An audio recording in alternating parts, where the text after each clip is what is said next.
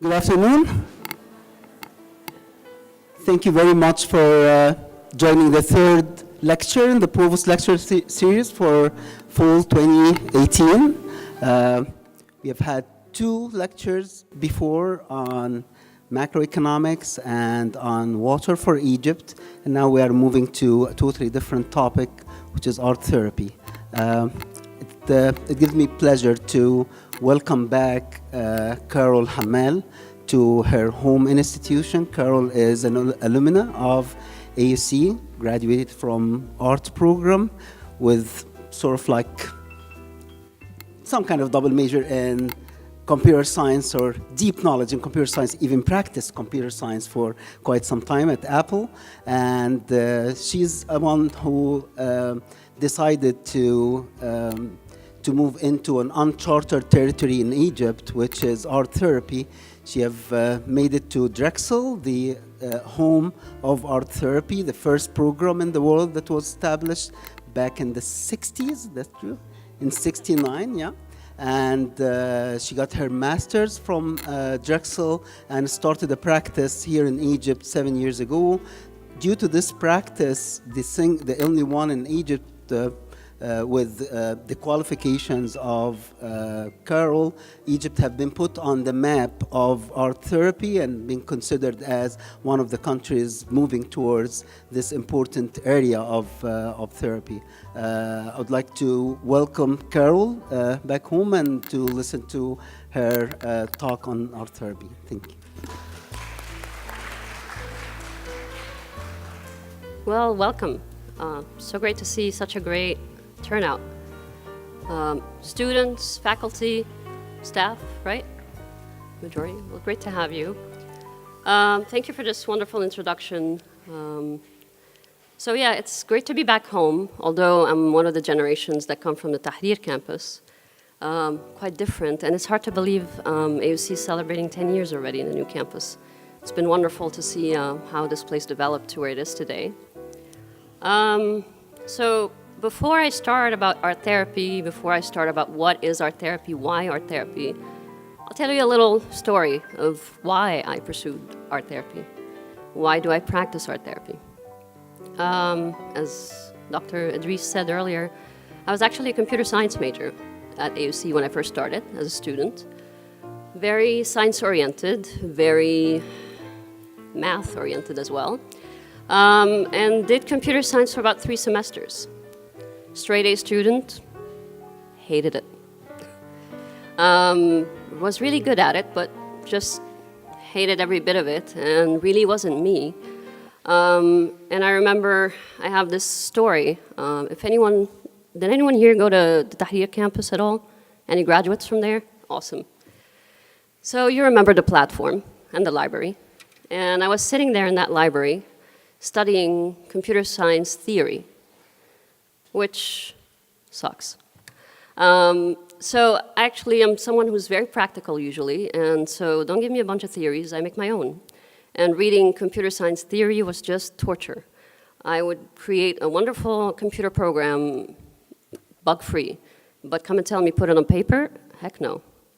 So I'm sitting there studying this wonderful language of computer science writing, and I look and peek through the window, and I see this girl sitting on the platform with a box of pastels and a pad of paper with a very serene smile, and she looks like she owned the world. For some of you who know me, I'm originally a musician and was not a visual artist, but loved to draw and paint. And I used to do this every day. I used to write music every day, and ever since computer science, that disappeared. I have become just enslaved to those screens and zeros and ones. And I looked at this girl and I was like, oh my God, that used to be me. I need to go back to this person, if anything, at least as a hobby. And I just set myself. Also, people who know me know that once I take a decision, I take it. So I just set my mind to change my major. Went to the library, grabbed the AUC book catalog, with all the majors, flipped through it, major by major, until I found that art was a major, visual art, which was not a major at the time when I entered AUC, but it was a new major. And I was like, oh my God, I found it. That's what I'm doing. grabbed my bag, went to the department, and decided to switch. Best decision I've done in my life. And of course, yes, I was labeled as that crazy girl. Look at her, she was a computer science major. She switched to art, she's crazy. Thank God I was. So that decision led me to discover something called later on art therapy. Now, I know it's a little confusing. When you hear art therapy, you think it's music, dance, art in general, performing arts. When we say art therapy, that's visual art. So that's sculpture, drawing, painting, such. It falls under the larger umbrella of creative arts therapies, which includes music therapy, it includes dance and movement therapy, drama therapy, and music therapy. So that's when I discovered art therapy. Any artists in the room, any musicians, performers, writers? Awesome. So you know what I'm talking about. That outlet that you have, that beautiful feeling, that's a little therapeutic sometimes, to just express yourself non-verbally.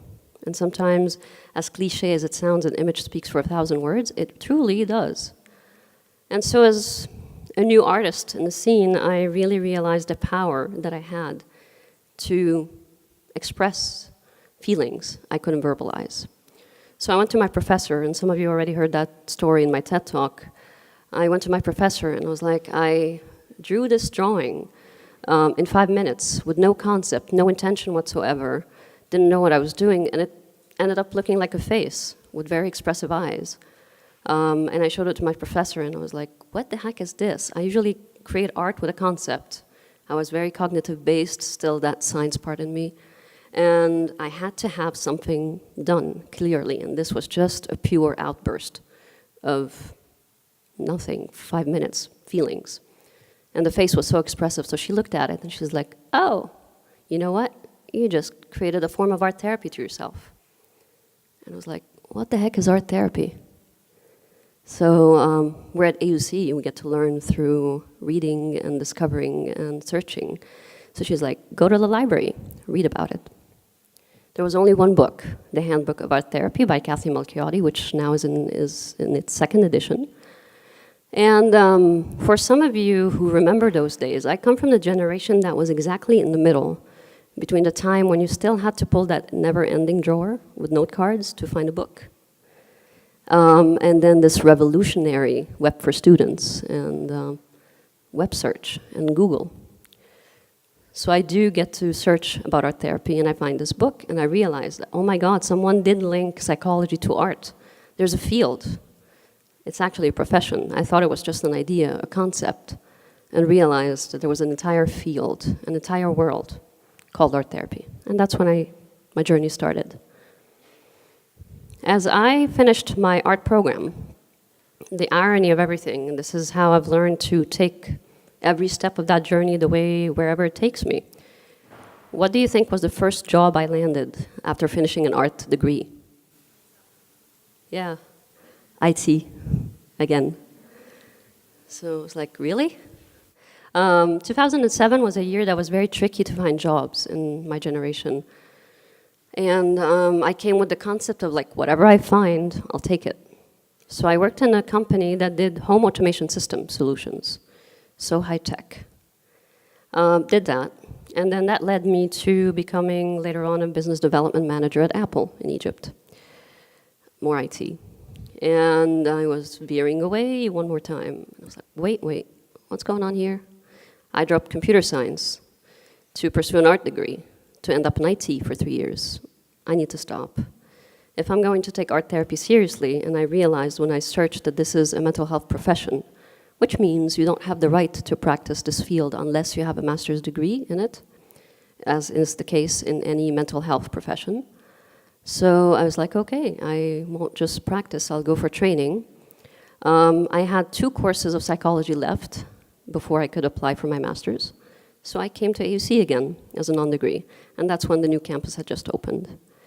I got to meet the wonderful Mona Ahmed. I hope she's here, and if not, hi Mona. Mona Ahmed now runs the psychology department. She was teaching abnormal psych at the time. And I walked in as a non-degree student. So immediately we became friends. Got to finish that course. She knew I was applying for art therapy. And she asked me, where are you going to apply? Drexel University. Oh, and? I was like, just Drexel University. Carol, no one does that. You go apply for at least 3, 5, 10 universities if you want, and you might get one. I was like, I want Drexel. She was like, why? I was like, because I want the credibility. This is the place that started it all. I want this place. I want to learn where it all started. So I've only applied at Drexel. And I remember her face, and she's like, good luck. No one does that, but okay. She helped me with everything regarding that application, and I did apply, and I did get in. GRE exam and everything. And I left the country to pursue my degree in art therapy after doing about a year at the Batman Hospital to train as an art therapist, so an art therapist in training, basically. And that's where the official journey began. Prior to this time, so I finished my master's 2 years later. Technically, I finished the coursework, all my clinical hours and coursework, in 2011, which is why the title is such. And I finished my thesis a couple of years later. So I actually moved back to Egypt in 2011 to start practicing as we could, and started working on my thesis as well. Up to 2011, the concept of art therapy that we had here was out of art studios, was basically expressive art, and not truly art therapy. To say the word art therapy, that requires a trained art therapist, meaning someone holding a master's degree in art therapy. The same way as a counselor would be the case, or a doctor if you went to med school. By 2011, I came back in October 2011. Do you guys remember how things were back then? Oh yeah. So I actually pursued my degree for 2 years. I came here on a winter break and left Egypt on January 5th, 2011. 20 days later, the entire world changed. And I came back in October 2011, and the Egypt I knew, I could never find it again. It was shocking. I couldn't grasp really what had happened. All I had was the news, was what my families were sharing with me overseas, but what I knew of Egypt was gone. And I came back to start work at the Batman Hospital, my second home after AUC. And to my great surprise, nothing prepared me for the fact that if I worked with a case of addiction, or if I worked with a case of schizophrenia, or depression, or a family, the 2011 uprisings were also part of everything. So there was this state of collective trauma that everyone had endured, if not personally, then indirectly. If not indirectly, then through TV. And if none of those, then you heard a friend or someone you knew that endured something, or maybe you knew someone who was killed. Nothing had prepared me to deal with that except my proper training at Drexel. And that's when I realized that a lot of my work will be trauma-based to start with.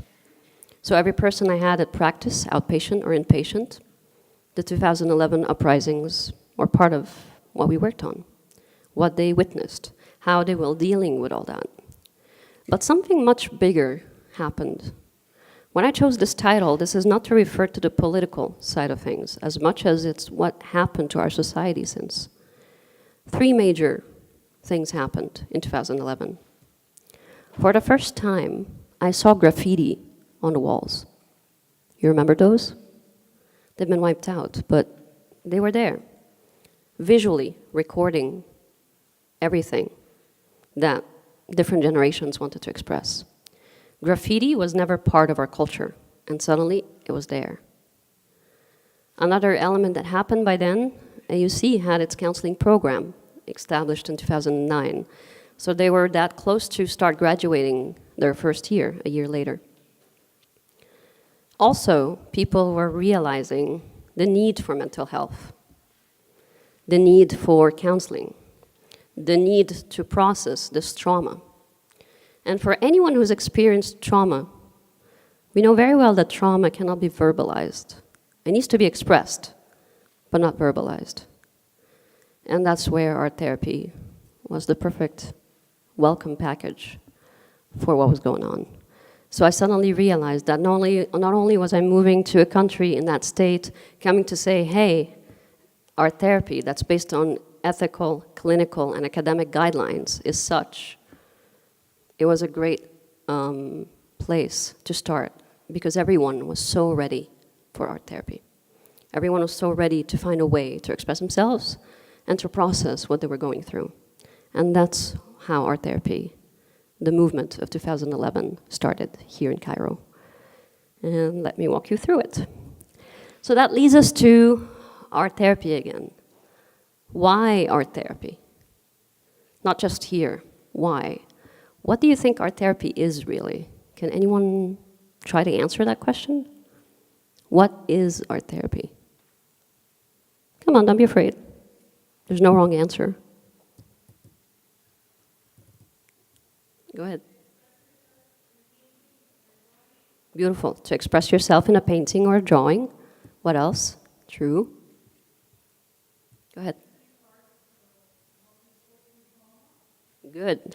Using art to help you process trauma. What else? Go ahead.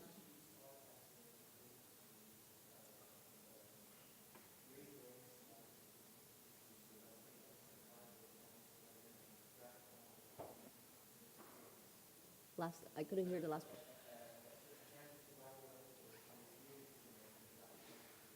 Beautiful. So you're mentioning cancer as well, right?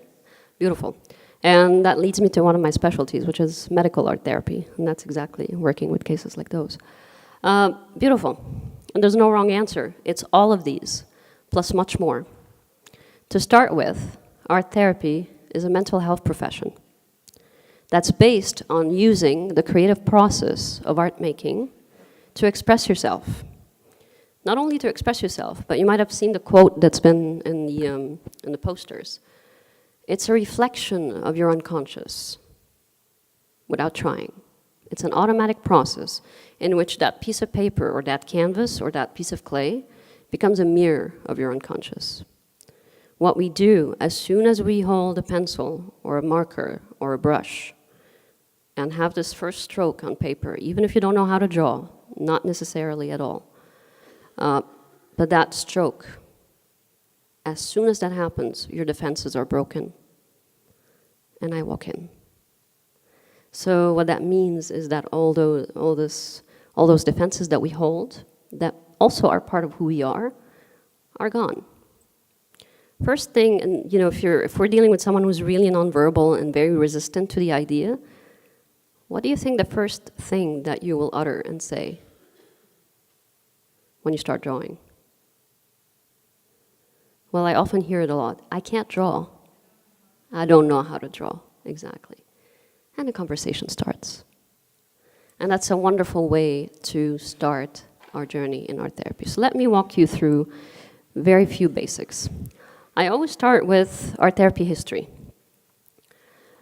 Now, a lot of the history that I mention is coming out of the US. That's not to say that it only started in the US. It started in the US and the UK in parallel. The only difference is that we have a lot more accurate dates and information regarding the US compared to the UK. Art therapy started in the 40s, basically, through a wonderful lady called Margaret Nomberg. That's her picture right there. And she established the first norms of what we call today art psychotherapy, basically the clinical basis of art therapy, finding associations between artwork and between clinical presentation. Any psych majors here? Yes. That's it? Go, guys. Any masters, masters of counseling? Awesome. So you know a little bit about what I'll talk about. Psychotherapy or psychoanalytic theory, which is the foundation of art therapy, that's how it started, thanks to Margaret. And later on, another woman called Edith Kramer introduced what we know today as art as therapy, which I can tell you is basically what we had here in Egypt, expressive therapy, but not really art therapy. Mainly, people making art and expressing themselves, and maybe having someone who can help them understand a little bit of what's going on, but that's not art therapy. at least not the true clinical aspect of art therapy the way that it is.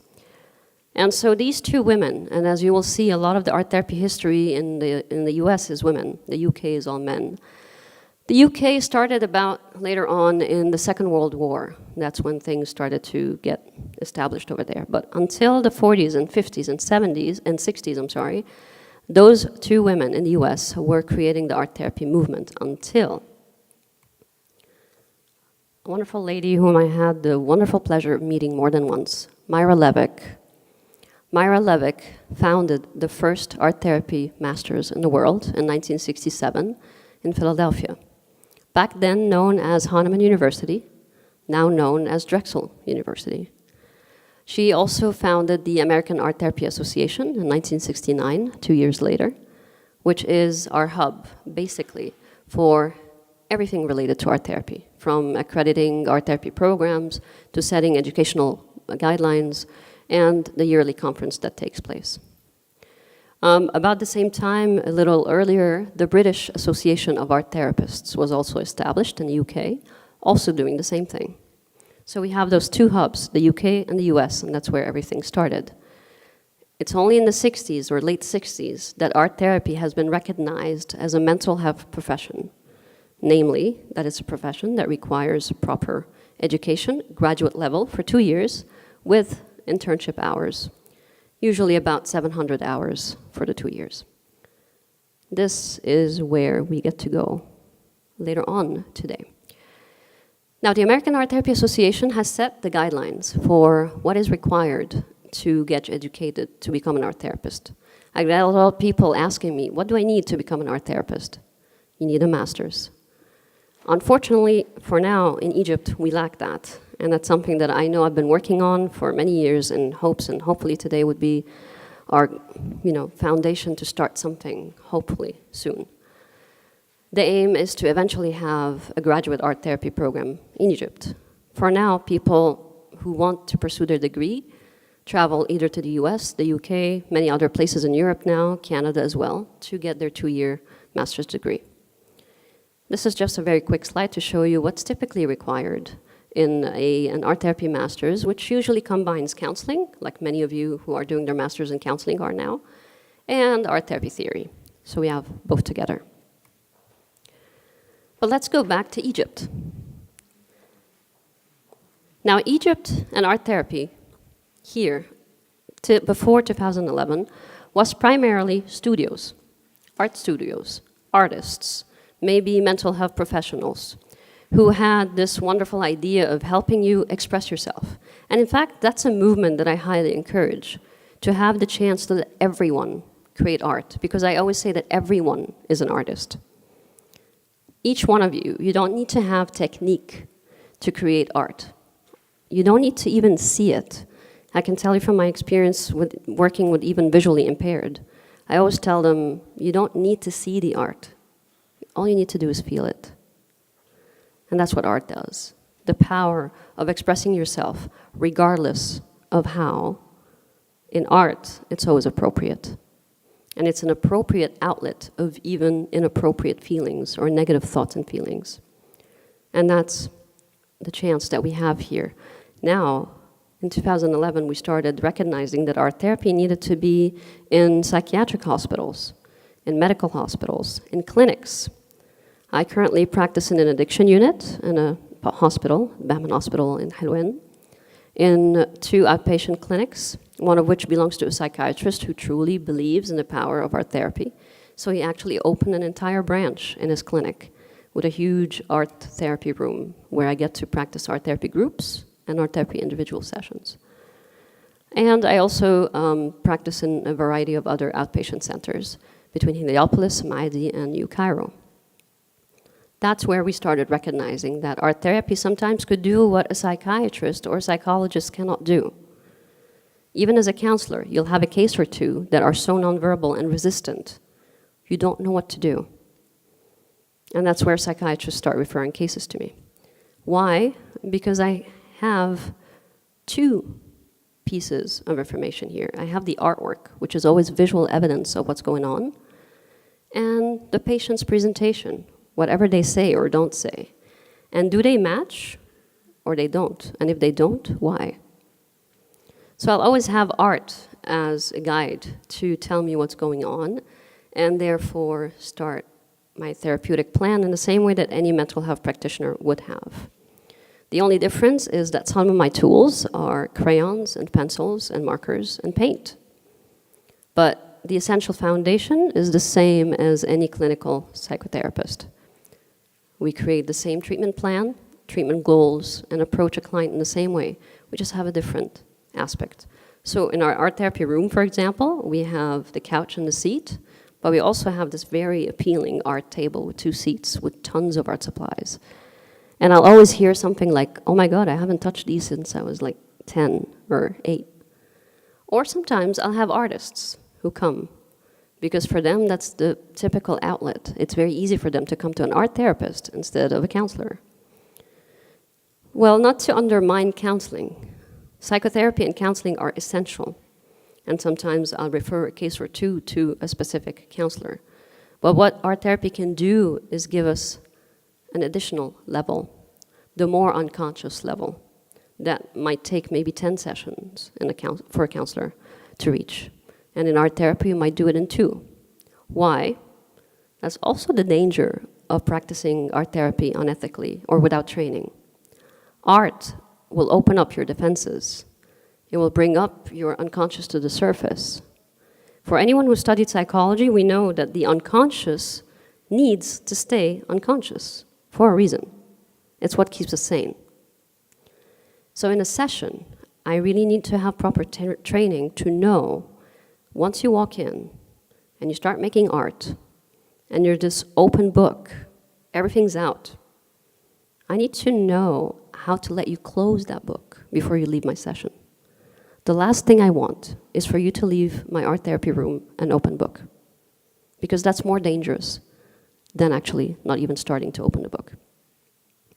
So what I always say is we need trained art therapists to apply that, because the last thing I want is to make you feel worse than you actually were, especially if I deal with trauma, especially if I deal with medical cases, especially if I deal with clinical cases such as depression, schizophrenia, bipolar disorder, and such. Art therapy has the beautiful power of transforming this unconscious to a rather positive outlet if I really know what I'm doing. And to know so, we need training. So this leads us back to where we're going. My hopes in Egypt as we continue. In the past 7 years now since I've been back, I've been doing regular art therapy workshops. I call them workshops because in Egypt, when we call it a course, people take it and decide to practice. And they say, I've taken this course, I can now practice art therapy. I'm sorry, no. I've taken this course in counseling, so I'm now a counselor.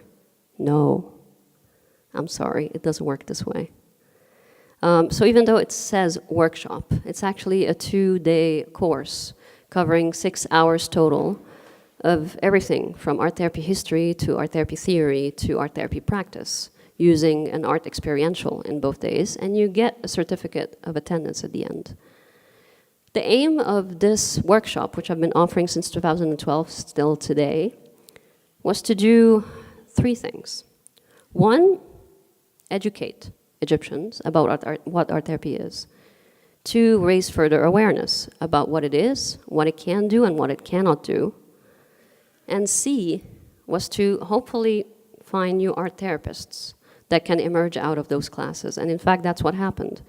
There is one girl who went to pursue her master's in the US, now practices in the US for the past 2 years. Another wonderful lady called Sandra, she's from Alexandria. She will be the first art therapist, trained art therapist in Alexandria. She's getting her degree in the UK now. Will finish by the end of next year. And another was to create a market for art therapy. I knew since I came back that art therapy was the perfect outlet for Egyptians, not only because of what happened in 2011, but because I practiced in the US too. I was actually working for the American Red Cross in the US disaster relief responder, and eventually created an art therapy program at the Red Cross House, which is a temporary housing for displaced victims. But what I found in the US when I practiced is that art therapy is not as popular. And I always wondered why, until I started practicing here.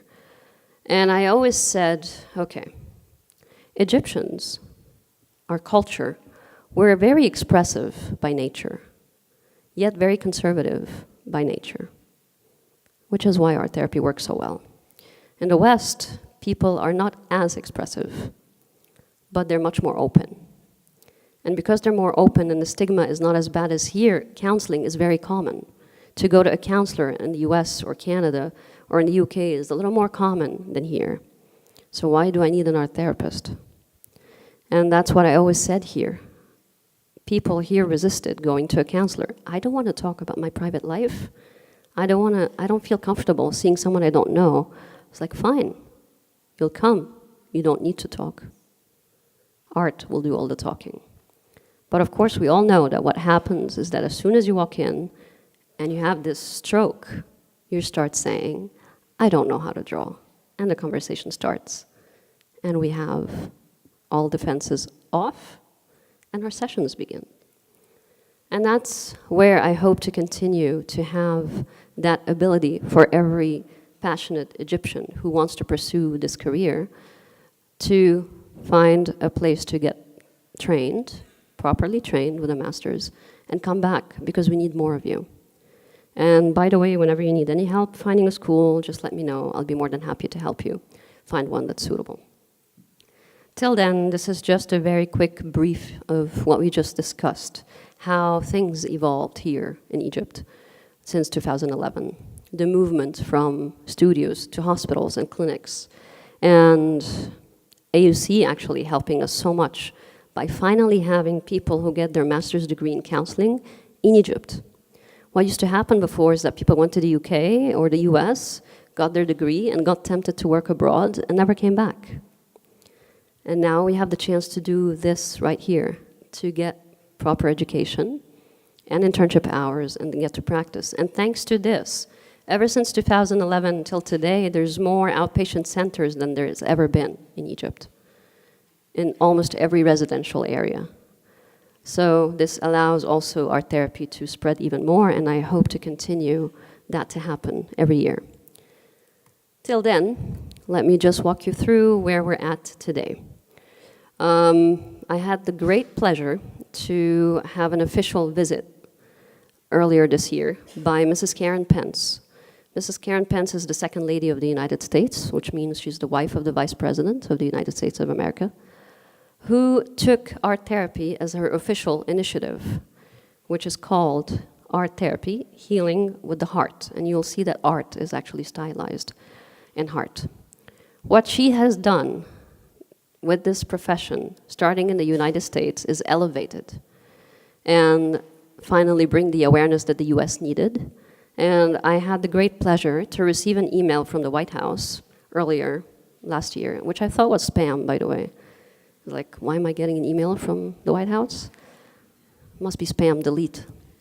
And that was Mrs. Karen Pence, her team at least, trying to get in touch. Because what Mrs. Pence has been doing is visiting every country that has great potential of developing art therapy, of developing an art therapy program, and of developing the field based on ethical, academic, and clinical standards. So she came here for only 4 hours to meet with me before she flew to Jordan and Israel. We had a roundtable meeting for a couple of hours in which we discussed where art therapy has been going here till today and where it's going. And thanks to this visit, Egypt is now on the global art therapy map. I'd like to also announce that I'll be presenting Egypt in the first International Art Therapy Research and Practice Conference in London in July in 2019, in which we hope to present where Egypt is going, where eventually we get to have proper training, graduate level training, and see more art therapists getting training. There's also a wonderful lady who finished her master's in the US, finishing up her licensure, and hopefully she will return to Egypt by next year as well. So we have more. And as much as I'm honored to be labeled the pioneer or the only art therapist in Egypt, that doesn't make me happy. I want 20,000 of me, even more. So if anyone is interested to pursue this career, because it has amazing potential in this country, come talk to me. I might not answer a phone call, as I run sessions pretty much all day, but I definitely answer emails. So to wrap up our talk, what I'll go very quickly, we can't have art therapy without art. So I'm just gonna walk you through some sample artwork from some clients who have signed a release form and gave me the permission to use this artwork to be shared without concealing their identities. And as you can see, the first ones here are by people who know how to draw. And that's one advantage that art therapy can help us with sometimes. An artist will be very tempted to try art therapy. Although the biggest challenge for me as an art therapist is to work with artists. Do you know why? Can you guess? Go ahead.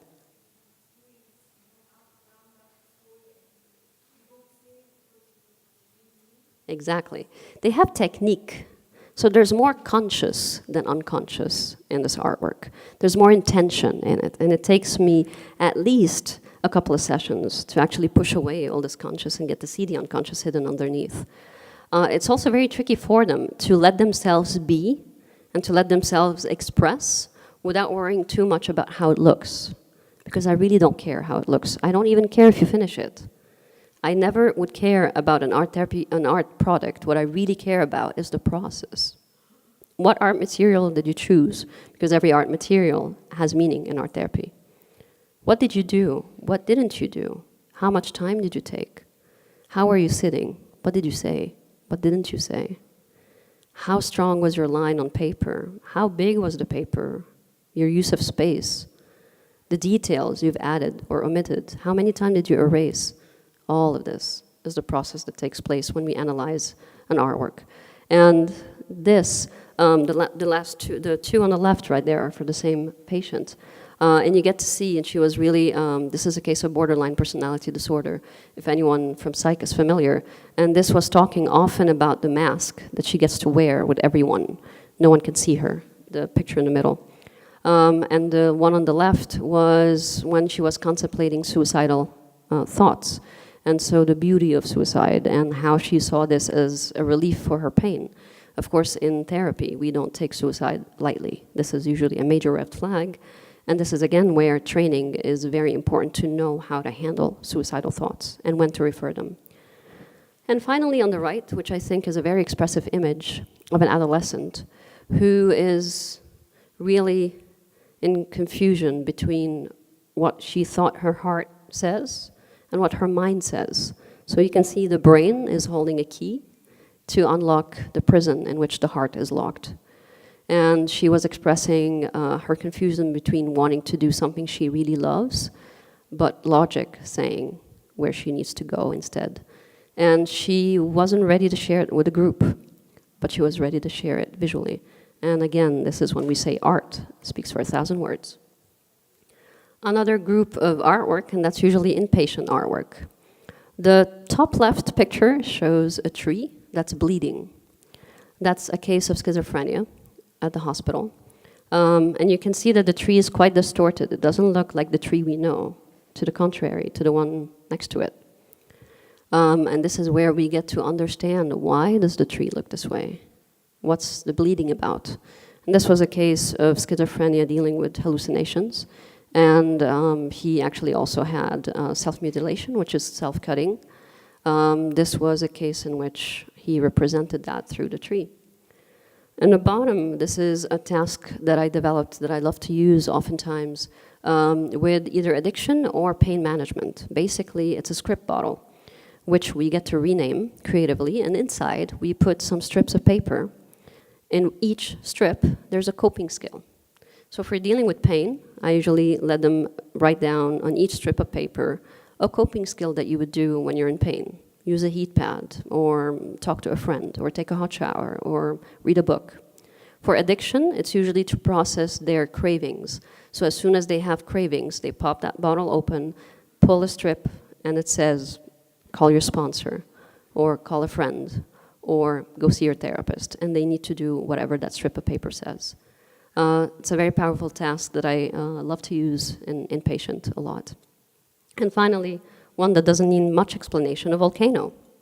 Anger and volcano erupting. And that was someone who was actually super quiet and calm and nonverbal, dealing with addiction, and who decided to express how much addiction was causing so much anger that he repressed for so long. And he was this ready to have an outburst. And in fact, he did. And what I did is to notify the team, the treatment team, after the session. Be careful. Art therapy might let this guy have an anger outburst because I just opened that door. So I needed to warn them, and that's exactly what happened, except that they were ready for it. And they helped him process his anger and sent him to anger management sessions. So again, sometimes we get to see it in art before it happens in real life. And this is where we also say that in art therapy, we do two things. We can act out our behaviors through art, and we can also, so therefore if I'm unable to do it in real life, I'll do it through art. But I'll also say that if I've done it with art, then I can do it in real life. So if I'm dealing with something that I'm really stuck with and I get to express it visually, you will eventually, with mastery and practice, reach a time when you're able to actually do it. What's responsible for this is plain neuroscience. So if anyone is interested to read more about it, feel free to read Art Therapy and Neuroscience. There's tons of articles about it. This finally is a group of artwork from a variety of outpatient clients. The one in the middle with the bridge, this is an art therapy assessment called the Bridge Drawing Assessment, which evaluates progress. In this case, the patient chose not to even be on the bridge. I usually ask them, put yourself somewhere on the bridge. They are not even there. The bridge is up, they're down in the water, swimming, in all this anger and misery. And this was also someone who was expressing their relapse in addiction. Also something that can be very powerfully expressive. You see on the left a mandala, on the right here, this is someone who was trying to draw Wi-Fi signals with also anger outbursts. And this was a case that was showing psychotic symptoms, meaning schizophrenia-like symptoms. And I've worked with him for over a year, and I kept saying, this guy has schizophrenia. He is showing signs. He was also in the age of 18 to 24, the age of onset, and I see everything that says this kid is about to develop schizophrenia. He started to have some hallucinations, but no psychiatrist listened for quite a while. The only thing that saved me was that I documented my notes every single time after seeing this kid for a year, and he did develop schizophrenia. So oftentimes it can be dismissed, and that's our problem with art therapy sometimes. My goal is to always know how to speak the language, how to know to speak to a psychiatrist, how to portray and communicate what's going on a same clinical basis, which is why I'm thankful for Drexel for teaching us that. But again, it's very also common for psychiatrists or other psychologists to dismiss what's going on. And I'm very grateful this is starting to change, and people are sending more cases to art therapists and myself to get to see when we're stuck. Okay, hey, I get a psychiatrist that tells me, I don't know if this is a case of bipolar or if this is a case of disorganized schizophrenia or if this is the case of a manic episode related to bipolar. So we get to see, and this is where the art therapist gets to tell you which one is it from the two. Why? Because I have art to also give me evidence to what's going on along with the symptoms. This pretty much concludes my lecture for today. I wanted to give you as much as I could to cover everything from art therapy history to how art therapy has been developing here in Egypt, and to also tell you a little bit about my personal story and why I do that and why I believe in it so much. And I hope that to find many of you coming out of this lecture maybe one day pursuing this as a career choice. And finally, tell you that we're ready. We've been ready for 7 years to have art therapy. And if you're ever interested to pursue it, just shoot me an email. I'll be happy to share my information right here. You can take a picture of it. It has my email phone number, which I almost never answer. Sorry about that. But you can definitely send me a WhatsApp or you can shoot me an email. Now I'm leaving a little room for Q&A because I know there's a lot of curious faces and a lot of people who have been waiting to ask questions. We have microphones, make sure to speak up. So, well, you can speak up, it's okay, I can hear you. Thank you. You're more than welcome. Thank you.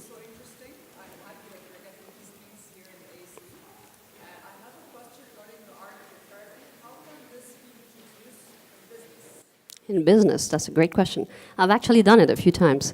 So how do we introduce art therapy in business? Some of the great opportunities that I had the chance to do is team building exercises through art therapy. One of the very common tasks that I like to do is getting a huge canvas on table. The largest number I've worked with is about 25 people usually. That's okay, we got the question, thank you. Is about 25 people, and in this case, we get to really work on who does what in the task. It's a great chance to also look at leadership and look at and establishing who's the leader, who's the follower. There's also another task that I like to do with wood planks, which also gives the chance to really address dynamics. It's based on the same concept, if anyone from psychology is here, on group dynamics, basically, and how to identify who's who. So yeah, this is something that I've been doing in the past 7 years, mainly in smaller companies, sometimes larger ones, but we need to have them in subgroups. So yeah, that's definitely something that's very doable. Yeah, I usually say 20. The largest group I've worked with was 25. That was refugees and also companies. Just because you need a table this big and you need a piece of cloth that's this big that you want to hang at the end. Otherwise, it's way too big to hang anywhere.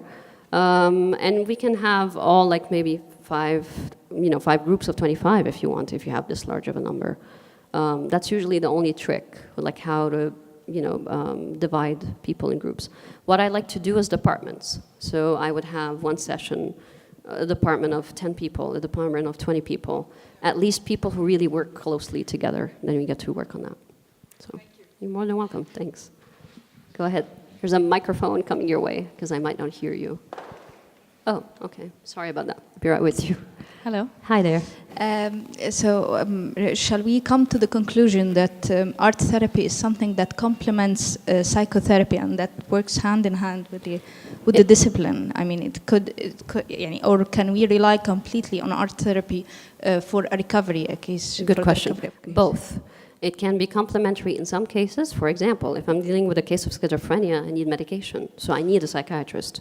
So I will work along the way with a psychiatrist. If I'm dealing with a case of trauma is a different story. PTSD, of course, again, if I'm not dealing with medication, then I can definitely deal with art therapy on its own. Many other cases, such as family issues, such as personality disorders, such as even depression that's not to the point that requires medication, not clinical depression, but depressive features. We can definitely have the art therapist as the primary therapist, but once we see that, okay, that case requires either something that I can give, meaning that's not part of my specialty, then I need to refer them to a specialist. In this case, that wouldn't be an art therapist. Or if I need medicinal intervention, in this case, I need to refer them to a psychiatrist. Sometimes it's a medical case. I need to coordinate with their GP or their medical doctor in this case. So it can be a form of psychotherapy on its own, like the primary therapist, or it would be in conjunction with others, depending on the case. Okay, thank you. You're more than welcome. Someone over there had a question. Hi. Hey there. I wanted to ask for my red paper, can art therapy or group art therapy workshops be established to create a sense of community for the refugees? Yes, absolutely. I've actually done work for the refugees. I've worked with the CARE network. I've done a project, actually created a very specific 4-day project for refugees. Worked both with Sudanese and Syrian refugees. That was last year. In Alexandria and Cairo, and there's a very specific program that I've developed that would be published hopefully soon by next year or so, which actually addresses trauma. The group I've worked with was women, mostly, and it was processing political and sexual trauma. And it's a 4-day intense program, so 4 days in a row, 3 hours each, a group of 25 people maximum. So there is an actual art therapy program that I'm establishing for refugees, very common, and I'll be more than happy to help you with that. But my topic refers Sudanese youth, so children from the age of 4 to the age of 12. Okay, it is still there. I personally don't work with children, but I'll be more than happy to help you find resources that you need. Is that for a paper or Yes. research? Okay. So just shoot me an email. I'll send you at least some of the journals and some of the research that's been conducted so far with kids. Kids and trauma is a very unique area in therapy in general, not just in art therapy. And the advantage of using art therapy in cases like that is that, and that's something we always say in trauma-based art therapy, I don't address the trauma directly. I sort of circle around it. And art therapy is a wonderful outlet to be able to do that. So I'll be happy to share with you some of the journal articles that we have. Thanks. Any more questions? Yeah? Okay, so I don't work with autism. Usually that requires someone to specialize in autism. Christine Haddad, who finished her master's, now lives in the US. That was her specialty. So unfortunately, I do not, but I'll be more than happy to refer you to a child psychologist that works with autism, but unfortunately, I do not. Yeah, go ahead. The space where you conduct the art therapy matters? Say again, I couldn't hear that. Does the space where you conduct the art therapy session matters? Actually, great question. Yes, it does.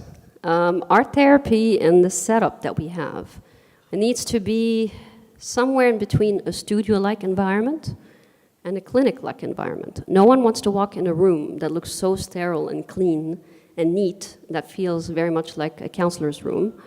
And no one wants to walk into a messy studio either. So it's very tricky because it really depends where I work and how I get to set up the room, whether it being a group room or an individual room. So yeah, it differs a lot. And usually the trickiest part is when we work in hospitals. So in hospitals, you really are bound by what you have and how you can do the best out of it. But in outpatient centers, it's a little easier. I have this great room, for example, in the clinic in Maidi that's really big enough that feels very much like a studio. In other places, sometimes the rooms will be a little smaller, tables are not as inviting, but it's the role of the art therapist to try as much as they can to negotiate with the place to make sure the place is giving you a safe place that feels like an art studio, but not so much so, and feels like a clinic or an outpatient center, but not so much so. Great question. Thank you. More questions? Yeah, go ahead. So you need to have a master's in order to practice art therapy. But Correct. do you need to be an artist? Like, do you think you have an edge being an artist or having an art major that makes you like different from any other person? Great question. Okay, so let me walk you through requirements to pursue a master's in art therapy. You don't need to be an artist, but you need to at least have 30 to 40 credits in art. So if you haven't done, and that's why I said it was the best decision of my life when I switched to art, otherwise I would have had to take at least a minor in art. So I say a minimum of a minor in art. Some programs will not accept with a minor, they will ask you for more than that. The average is 30 to 40 credits in art, and about 12 credits in psychology. That's usually a requirement, bachelor's level for a master's in art therapy. So it's actually a necessity to know art techniques as an art therapist, because none of this, A, will be taught to you in the master's. B, you need to know how to master every single art material and how to use it, because that's how you will eventually create art therapy tasks. Now, mind you, in an art therapy session, we don't just come and tell you, draw anything. It's usually a little bit more specific. I tell you, come and draw yourself as a tree, for example, or come and draw a person picking an apple from a tree, or come and draw yourself and your family doing something together, and so on. Or try to draw how you're feeling today. Now also, I need to know which art material you will pick, and part of that training not only comes from art therapy training, but from art training as well. So it's a necessity, you need to have that prior. Some universities will accept you provisionally, and they can offer you the art program, the art courses that they would have. Tricky to have that online, so usually it does involve studio work. I've helped a lot of clients try to do that, prospective art therapists to do that by getting a non-degree art courses here at AUC. The one advantage that you have here at AUC is that we have both a psychology and an art department. So you get to do all your prerequisites when needed. The only trick is to get approved as a non-degree, which I know is a little tricky because of classes and the high numbers of registrations. Because a lot of those courses are bachelor's level, and you would be graduate level in this case. And usually those classes are offered during the day. So it's a little tricky, but it's very doable. I've done it myself, and some have as well. Thank you. Great question, thank you. Okay, Carol, hi. Yeah. I'm Noha, and I think Mona asked about the business part. And this is my research field. I tackle it, but from a research point of view. So I was wondering, because it's, of course, you know, in business, it's very, very little, the research that have been done. So if you have, can I email you if there's, for example, like a stream that I can research in? Yeah, I mean, whatever you need, I'll help you in whichever way I can. To make sure that you have what you need and provide it, you know, ethically. I have another question. Please. So in practice, in business, there's sometimes this trick of, because, you know, in corporates, you've been working with corporates, this political part where management would think that you will come to say what they want you to say, to make the employees do. You know, it's like a matter of control. And this is already there in the research. It's like some researchers worked on this. So how did you find this in practice? Well, that's why we're therapists. We're never biased. You know, that's one thing to always keep in mind as therapists. Whatever service we provide, we make sure it's unbiased. It might have a goal. The purpose of creating a certain task or a certain intervention, in this case, has a specific goal that I would be approached, you know, from management in this case. Like, I want to try to address leadership, or I want to try to address group work, or I want to try to address such and such. So I'll just tailor the tasks to address that, but not to have results biased in this case at all. Go ahead.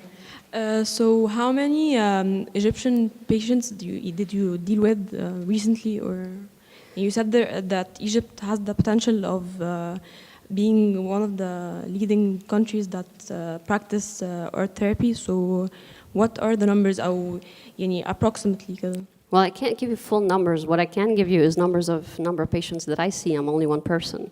But I work in 4 different places. At the hospital, I work at the addiction unit. There's usually at least a group of 10 each time. In outpatient, I usually see about 16 patients every week. That's a variety of how much they can fit. And that's the maximum that any therapist can kind of take as a caseload in terms of individual sessions.